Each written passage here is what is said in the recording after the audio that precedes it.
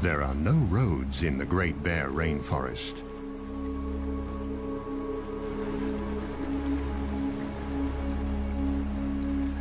This labyrinth of islands is best accessible by boat.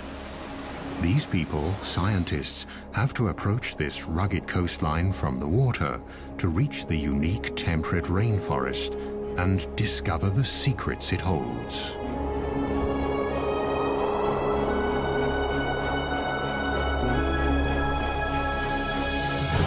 Few regions on our planet produce as much biomass as this rainforest.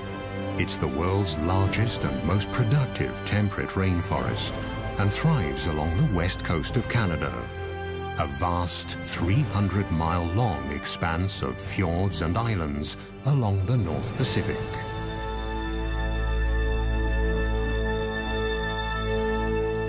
Since time immemorial, these islands and forests have been home to Tsimshian nations of the Gitga'at community. The Gitga'at believe that they are one with the land, the forests, and the ocean. In their world, the animals are their brothers and sisters, and the time when the last ice age covered the west coast of Canada is also a part of this legend.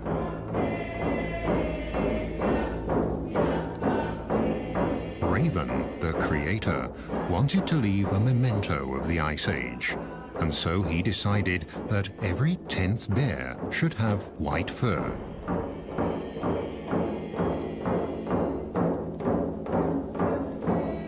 This, they say, was when the spirit bear was created, the white bear of the rainforest.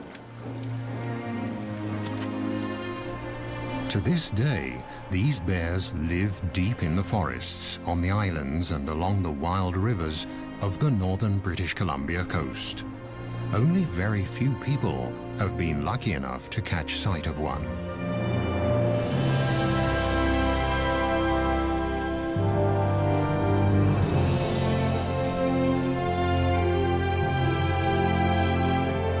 Like a gigantic wall of granite, the coast mountains block the clouds that roll in from the Pacific Ocean, causing them to rise up and drop their moisture. This almost incessant precipitation is the motor that drives the rainforest. A motor that never stops and never falls silent.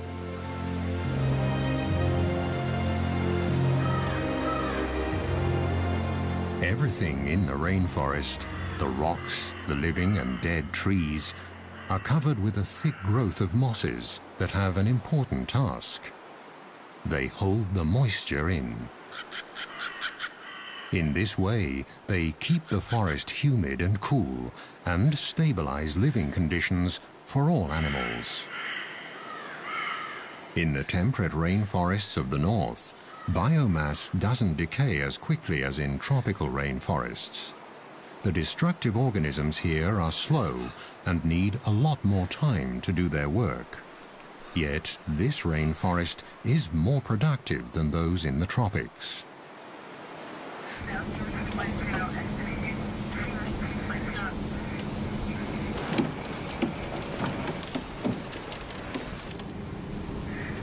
In this remote region, it isn't easy to do research or even travel at all. Very few smaller boats venture this far north along the wild, rainy coast. The only chance to find the bears is when they come down to the streams for the one big event of the year.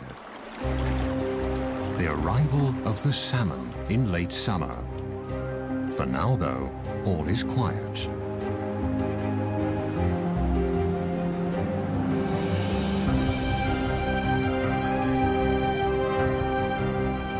Is this the quiet before the storm?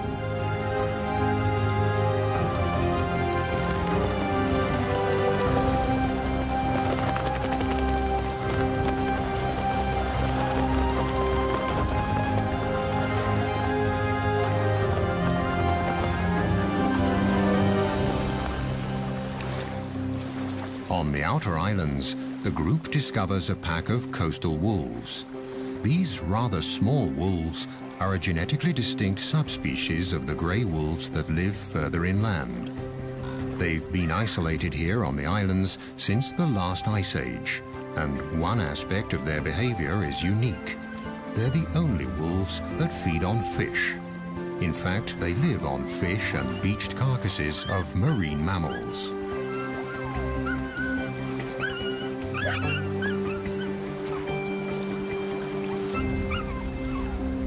Food that also attracts other hungry visitors.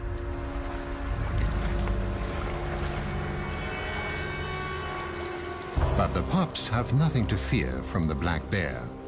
During the spring and summer months, the bears eat berries and grass, and they move slowly to save energy because there are not enough nutrients in the grass to help them gain weight.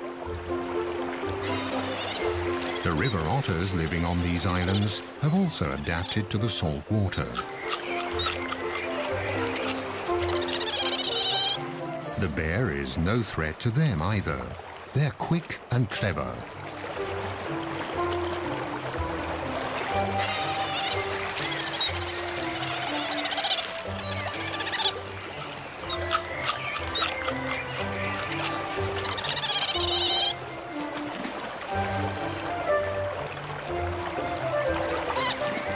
The intertidal zone is their buffet. Mussels, small crabs and fish are their favorites, and they're always inquisitive explorers.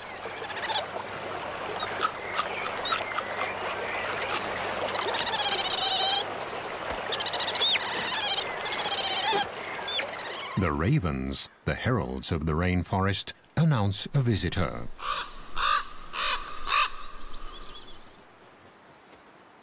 Marvin Robinson is a Tsimshian guide and a member of the Gitga'at First Nation.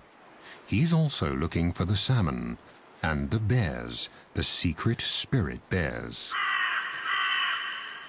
This forest means a lot for me. Like about 18 years ago, this is the very spot that I've seen my first spirit bear. So prior to that, it was all hush-hush about this bear, the sacred bear really to us.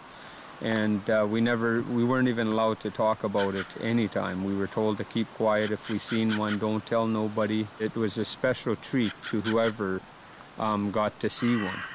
You know, there was very few that got to see one of these rare bears. And ever since I started, we've found some really special places that we keep to ourselves.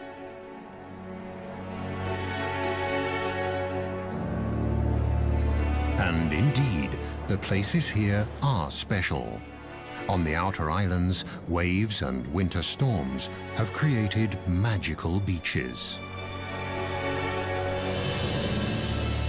Most of the islands in the Great Bear Rainforest are rocky and precipitous. Wide estuaries and shallow coves are rare. But the steep cliffs also offer food.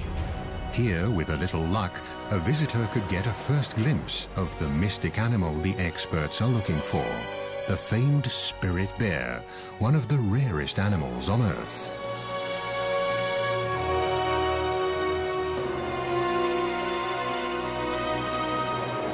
The bear's prey is glued to the rocks in the intertidal zone. Barnacles grow in the cold waters of the North Pacific, and at high tide, when they're covered with water, they look almost like animals from another world.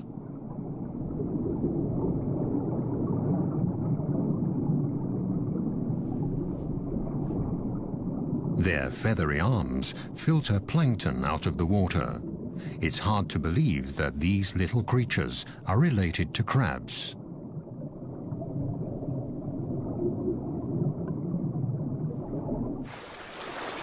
This bear's barnacle hunting shows again how important the ocean is for the nourishment of the forest dwellers.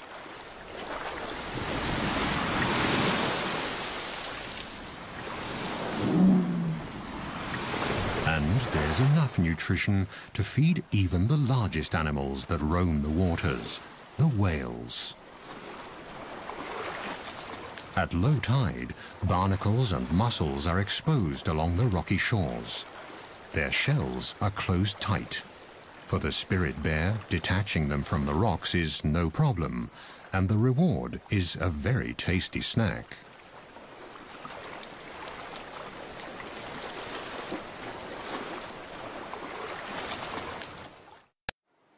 Some of the oldest and largest trees in Canada grow here.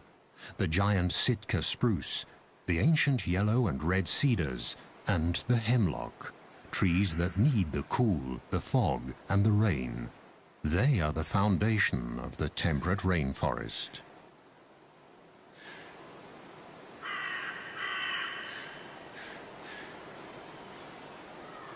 In August, the sweet fragrance of ripening berries wafts through the forest.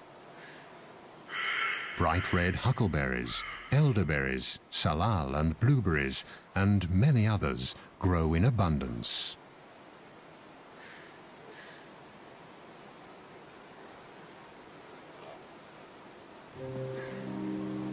For the bears, the berries are a crucial staple to tide them over the leaner months of the summer before the salmon arrive.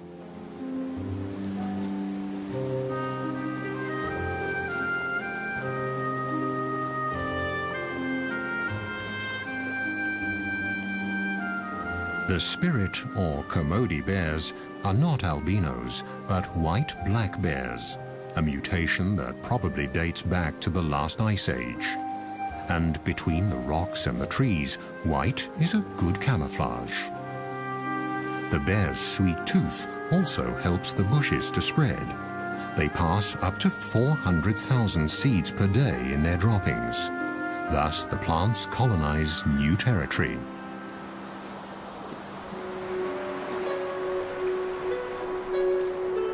In the temperate rainforest, fog can cover the land in a grey veil within minutes.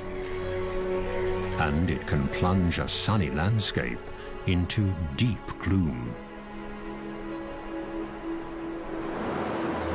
Along the mainland coast, the islands of the Great Bear Rainforest lie close together. At high tide, millions of gallons of nutrient-rich salt water rush inland through the narrow channels to flow back out at low tide, thus linking the ocean and the land. The currents sweep along everything in their path, creating a rich broth full of life.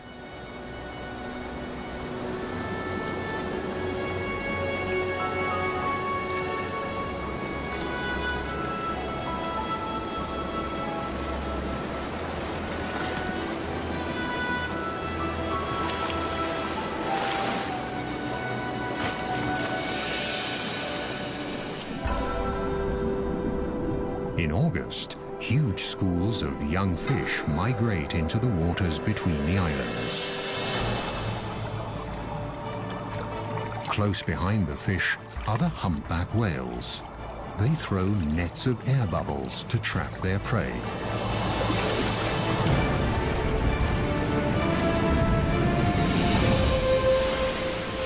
Success.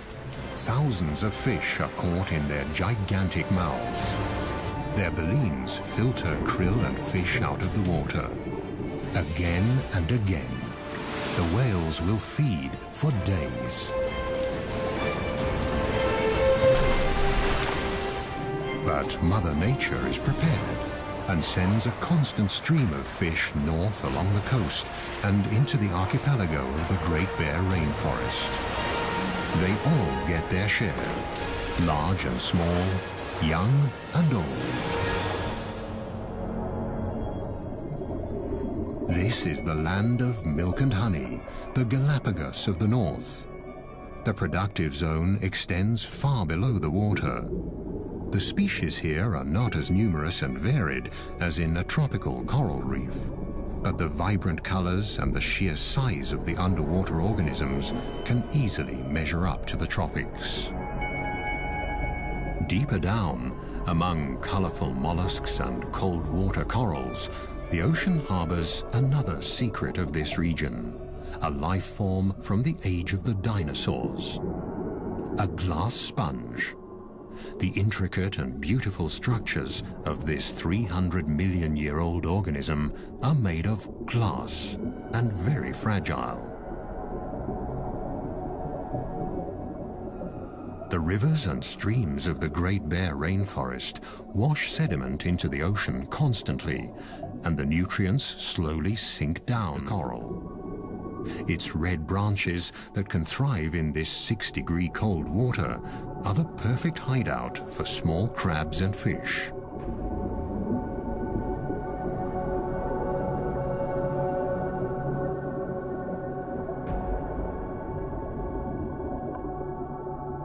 The silica from the rocks provides the building material for the sponges.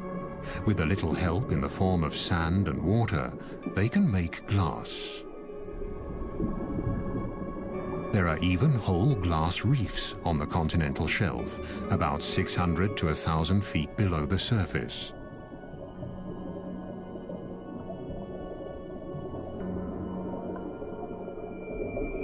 These ancient organisms build complete reefs, powered by nutrients and runoff from the rainforest. High above the reefs, a female humpback is playing with her calf. Thanks to the rich feeding grounds, the little one is growing fast. In a few months, when they leave the cold waters and head south, they'll need all their strength.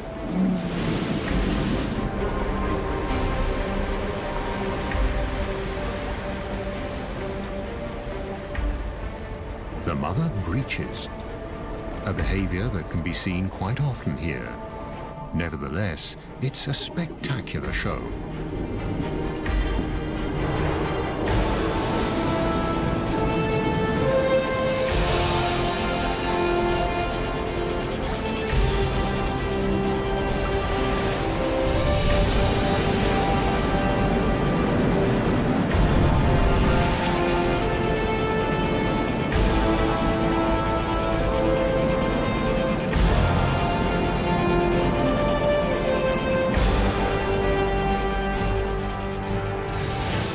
Now it's the beginning of September, and the fish run that all the animals here are anxiously waiting for is approaching.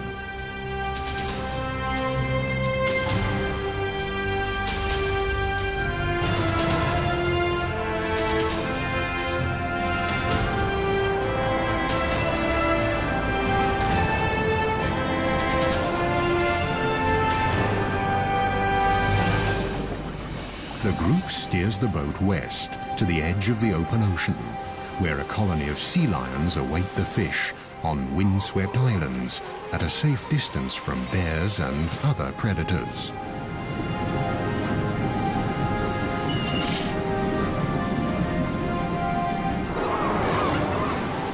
The Steller sea lions are the largest of the eared seals.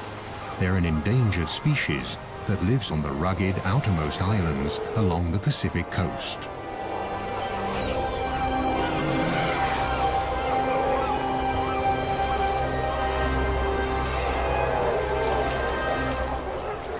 The strong, territorial males can grow to a length of more than 10 feet and weigh up to 2,500 pounds.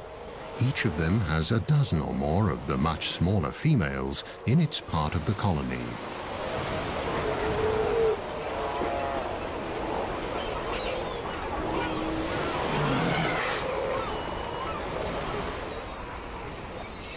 Since the 1970s, their numbers have plummeted, and scientists have yet to find out why.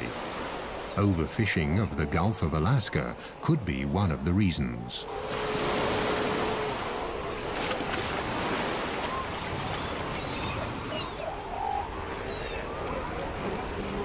The weather turns. The first heavy rain of approaching autumn triggers the epic fish run. After 2 years in the ocean, the salmon are now returning to their birth streams.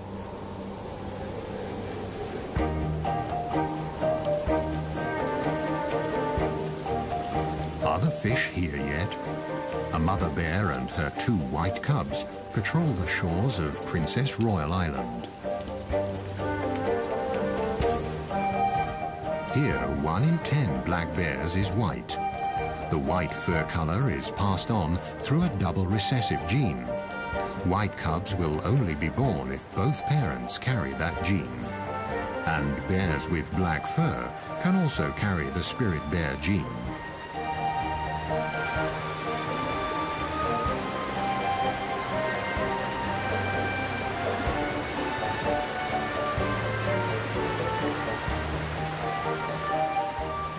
Eagles and river otters are the first to discover the approaching salmon run, which they are awaiting impatiently at the mouth of the river.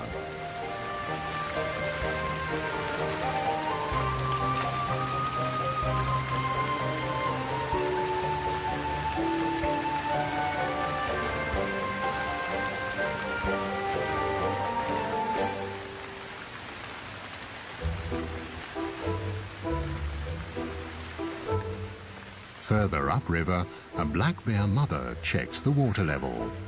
It's still too low for the salmon to come.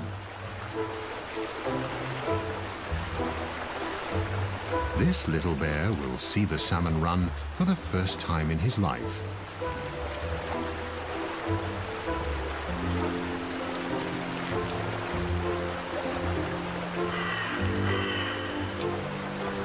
It won't be long now. It's early September, and the time has finally come for the big feast. Eagles and bears, sea lions, otters, even the trees are waiting for the arrival of the year's biggest single source of nutrition.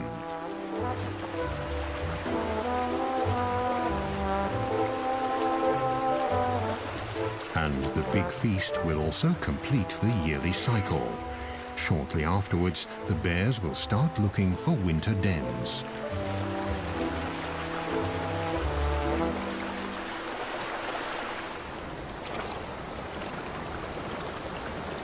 Bear tracker Marvin Robinson is hopeful.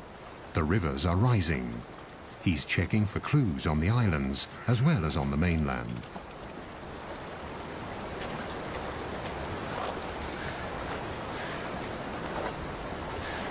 Across the channel from Princess Royal Island, a grizzly mother and her 2-year-old are also checking the waters. Grizzly bears live on the mainland, leaving the islands to the black bears.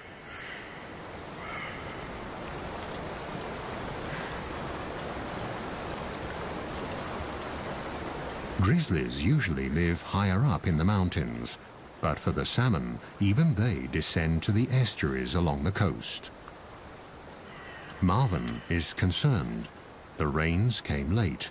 He hopes the salmon run won't be affected.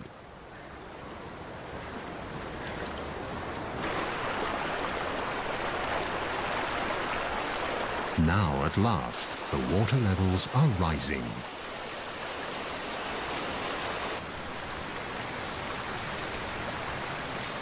The grizzlies use the waiting time to stock up on sugar, trying to pull the last crab apples off the trees along the riverbanks.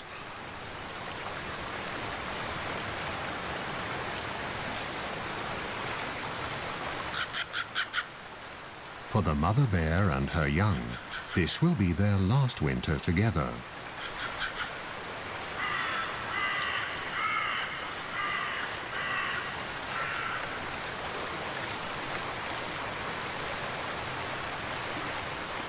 If she can fatten up enough for the winter, she'll have a new cub next spring. But if the salmon run isn't good enough, she'll reabsorb the already incubated egg in her womb during hibernation. Still no salmon, but now the autumn rains have really picked up. This region gets an incredible 4,500 millimeters of precipitation per year.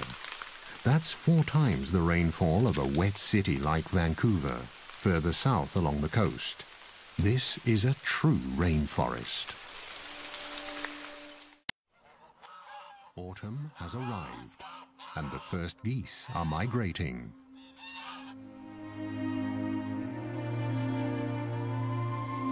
Finally, the water level in the rivers is high enough for the salmon to migrate too.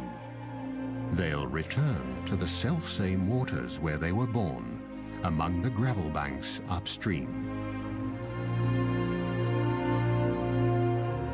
At 12-hour intervals, at high tide, new waves of hundreds of thousands of fish will rise in the river deltas on the coast and make their way up the streams.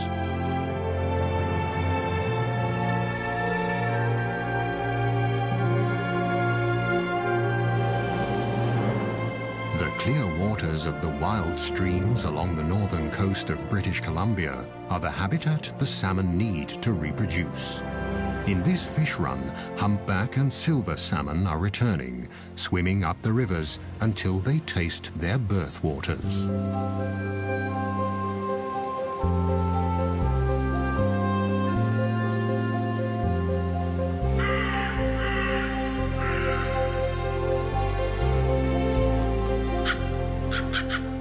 They're here. The ravens, the heralds of the forests, spread the news. It takes stamina and blind determination for the fish to get to where they have to go. It's now or never. This is their only chance to reproduce. But the predators are already lining up. From the seagulls to the otters, they all want their share. For the animals of the Great Bear Rainforest, the waiting is finally over.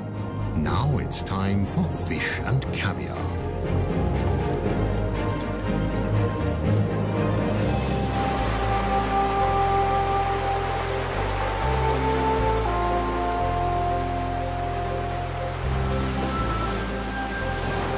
The fish that don't make it are swept away by the raging current, ending up on the rocks and in the kelp of the intertidal zone, right at the feet of the waiting bald eagle. Its sharp beak is perfect for tearing up fish.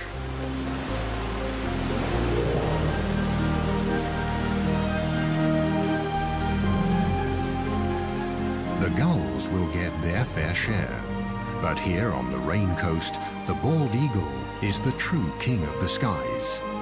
On the verge of extinction only a few decades ago, these magnificent birds have made an amazing comeback.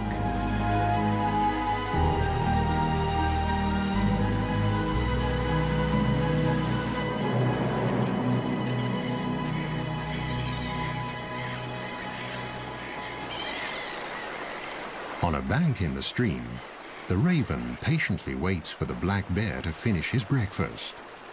Without the bear, he wouldn't be able to get to the food. The skin of the fish is simply too thick.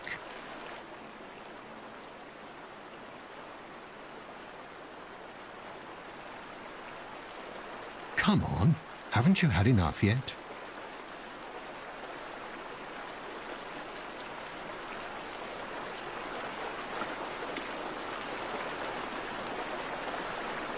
One salmon that never fulfilled his reproductive destiny.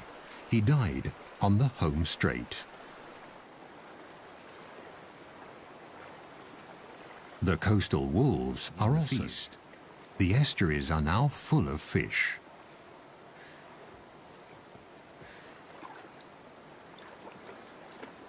The youngsters are still learning the tricks of the salmon trade. They follow their mother, and she tries to teach them.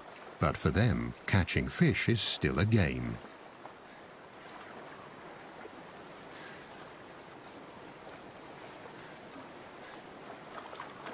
In the shallow tide pools, it's easy to see and grab the salmon, which are tired, in fact almost exhausted from their long journey.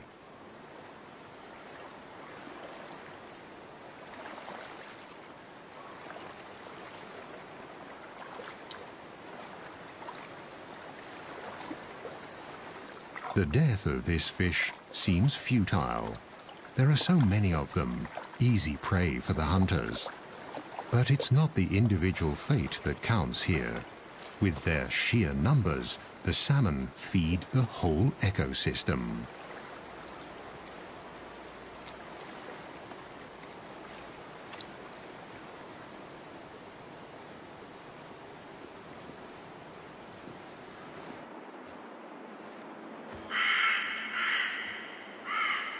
Further back in the forest, Marvin often finds leftovers. Sometimes the wolves carry the fish deep into the woods. The wolves don't consume the whole salmon. They only eat the brain. So they carry the salmon off and maybe a little bit further up the sides of the valleys and stuff because there's a parasite in salmon that if the wolves get it, it could kill them. So basically what happens with the wolves is they've taught each other that it's only safe to eat the brain. The gushing waterfall further upstream seems insurmountable. But the fish keep trying again and again. For them, it's quite literally do or die. And for the strongest, stamina eventually pays off.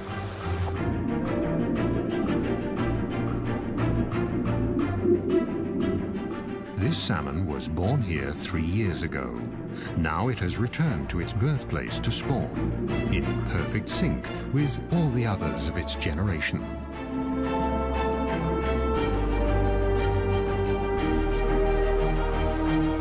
In the first few months after hatching, the fry will stay in their birth streams. Then, during the following summer, they'll drift downriver towards the sea, where they'll feed and mature. They'll stay in the Pacific Ocean for 2 years. Then they'll return to the Great Bear Rainforest to spawn and die.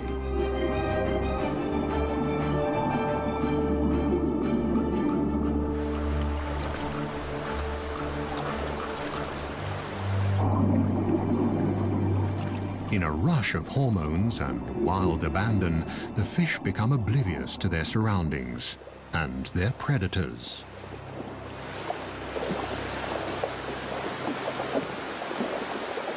But even now, on their deathbeds, the males fight each other, hooking their deformed jaws together, expending their last ounce of energy for a better position to pass on their genes. The unique cycle of life in the temperate rainforest will be completed once again, as it has been every year since time immemorial. The gulls and all the other animals of the coast are the lucky beneficiaries.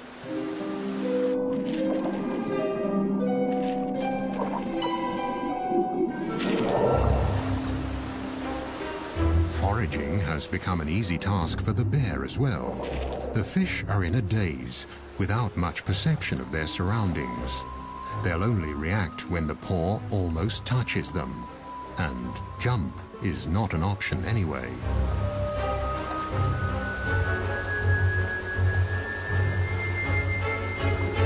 The fish look battered. The journey has taken its toll. Now the bears can afford to pick and choose. This spirit bear even leaves a half-dead male salmon, discolored by fungi that have developed on its return to fresh water. The females that are still carrying their eggs taste much better.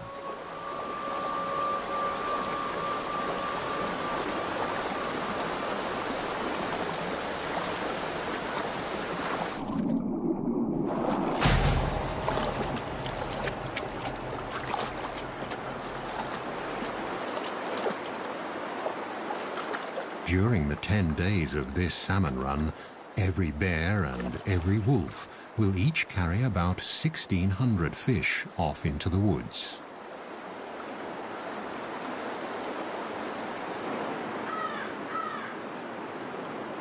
But it still isn't easy to find the spirit bears. Even for experienced trackers like Marvin, who take researchers and visitors to these streams, it's a special treat to watch the white bears during the salmon run. So far, they've only seen black bears and squirrels.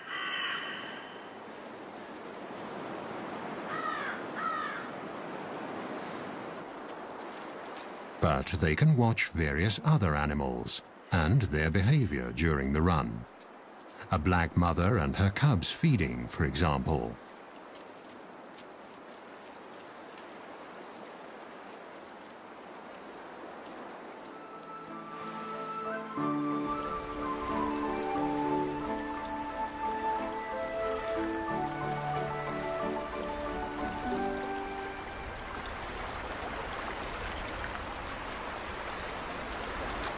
Let's see how to get to the fish. In the crystal clear water, they're easy to see, and they seem tired enough, so they should be easy prey.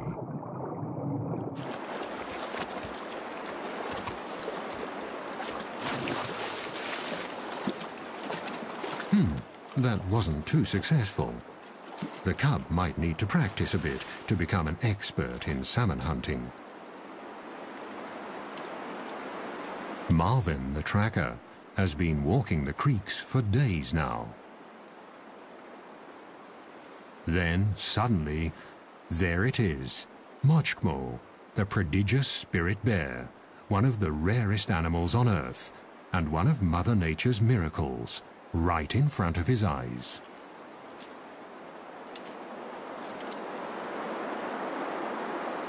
According to a scientific study, their white fur could give the Kermode bears a slight advantage in catching fish. To a salmon, the fur might look similar to a white cloud. A black shape would be more threatening.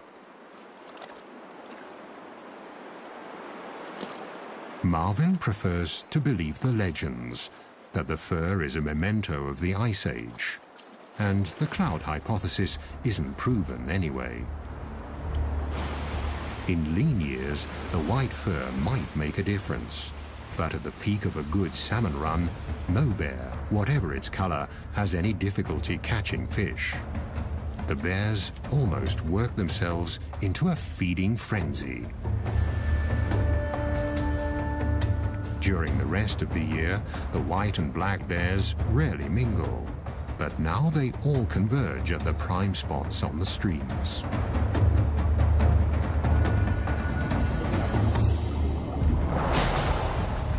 Overall, the black bears seem more aggressive and wilder than their white cousins. But they're also more wary.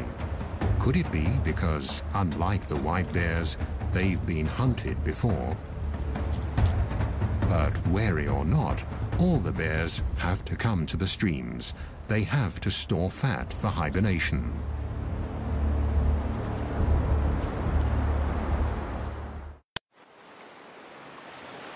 There has been enough fish here for man and beast for thousands of years.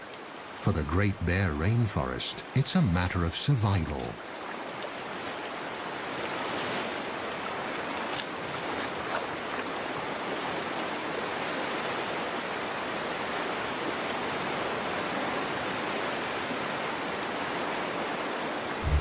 Let's hope for these young bears at their first salmon run that the future will hold the same life for them as the present.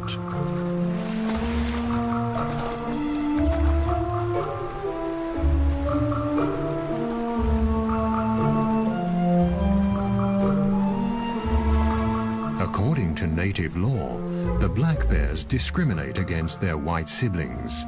When they meet, it's usually the white bear that backs off, even if it's larger.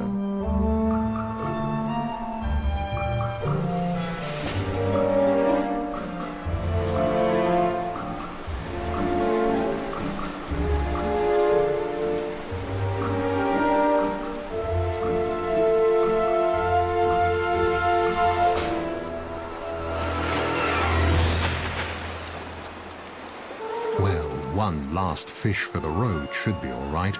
There are so many of them. But the envious competitor is watching, and so the spirit bear withdraws.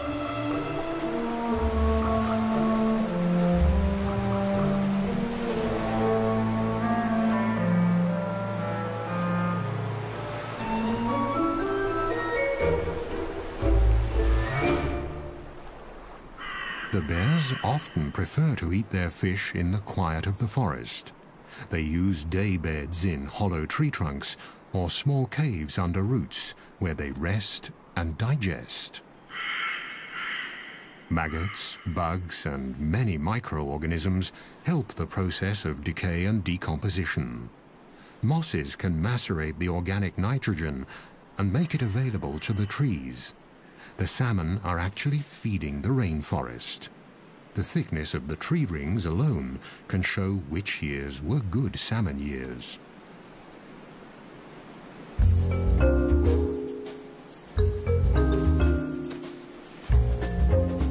Just a few weeks later, autumn sets in. The salmon run is over, but the forest and its animals have gathered crucial reserves and strength for the winter. Now it's time for some of the smaller ones to stash away seeds and other winter provisions.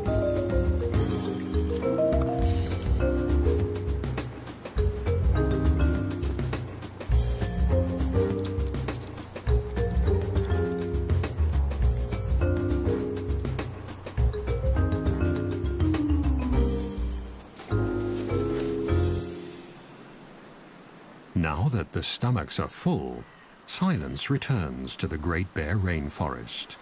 Herons and ravens take care of the leftovers of the feast. The remainder decays in or along the streams and is scavenged by the ever-present ravens. Whatever's left is swept into the ocean and becomes fertilizer, feeding the krill there.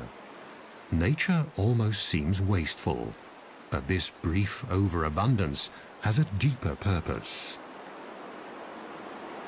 The carcasses pass nutrients on into the water. This is their last gift to a new generation of salmon. Thus, the end of one fish run lays the foundation for the next. The parents make the ultimate sacrifice for the sake of their offspring. This cycle, already many thousands of years old, is the motor that drives the entire ecosystem of the temperate rainforest along Canada's northern Pacific coast.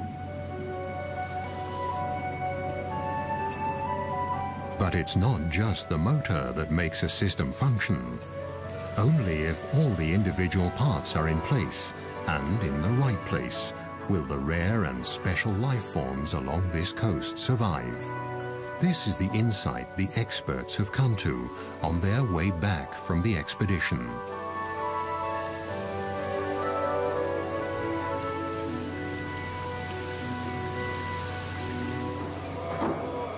It's a lesson the people of the rainforest learned a long time ago.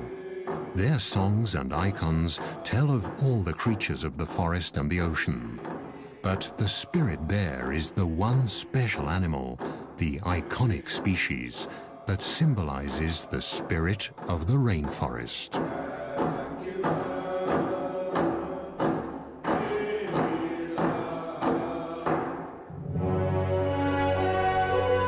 The freshwater streams and the mountains, the forest and the ocean, the winds, the plants and the animals, they all had to play their parts just right so that this temperate rainforest of Canada's northern Pacific coast could develop over thousands of years. It's a system that needs to stay intact, because only then will Mochgmo, the spirit bear, have a home for the future.